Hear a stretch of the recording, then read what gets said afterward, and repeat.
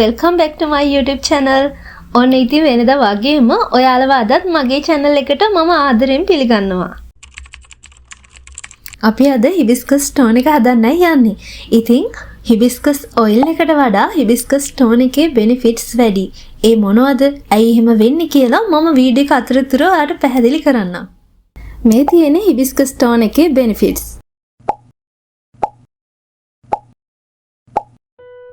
හිසකෙස් වර්ධනය වේගවත් කරනවා. හිසකෙස් වැටීම අඩු කරනවා. හිස් කබල සහ හිසකෙස් මූලය පෝෂණය කර ශක්තිමත් කරනවා. අකලට හිසකෙස් පැසීම වළක්වනවා. අපේ hair එකේ තියෙන ගොඩාක් ගැටලු වලට විසඳුම විදිහට මේ hair tonic එක හඳුන්වන්න පුළුවන්. ඒ නිසාමයි අද ඔයගොල්ලන්ට මම මේ පිළිබඳව පැහැදිලිව මේ ගැන විස්තර කරන්න හිතුවේ.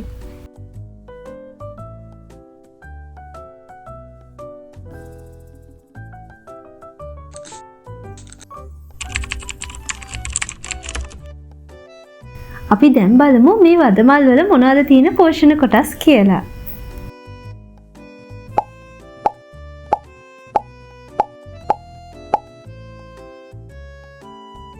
හිබිස්කස් ස්ටෝන් එක හදන්න අපිට අවශ්‍ය වෙන්නේ වදමල්. මම පොඩි වදමලක් අරගෙන තියෙනවා. මේ හිබිස්කස් ස්ටෝන් එක අපිට නාන්න කලින් උනත් යූස් කරන්න පුළුවන්, නෑවට පස්සේ උනත් යූස් කරන්න පුළුවන්. මේ හිබිස්කස් ස්ටෝන් එක යූස් කරාට පස්සේ කොණ්ඩේ ඇලෙන ගතියක්, ඒ වගේම කොණ්ඩෙන් බෑඩ් ස්මෙල් එකක් එන්නේ. ඒ මුකුත්ම නැති නිසා ඔයාට පුළුවන් මේක කොණ්ඩේ තියාගෙන ඕන ගමනක් යන්න. මං අද අරන් තියෙන පොඩි වදමලක්. මේ වදමල අපි වතුර ටිකක් දාලා තඹ ගන්න ඕනේ. විනාඩි 5ක් 10ක් අතර කාලයක් තිබ්බහම හොඳටම ඇති. දැන් ලිප් ඔෆ් කරලා මේමම නිවෙන්න දෙන්න.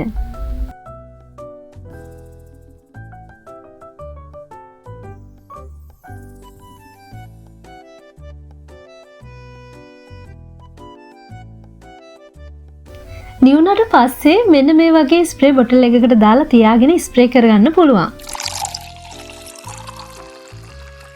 මම ඔන්න යූස් කරන්න හදන්නේ. මම යූස් කරන ගමම්ම කියන්නම්කෝ ඔයිල් එකේ ටෝන් එකේ අතර තියෙන වෙනස මොනවද කියලා.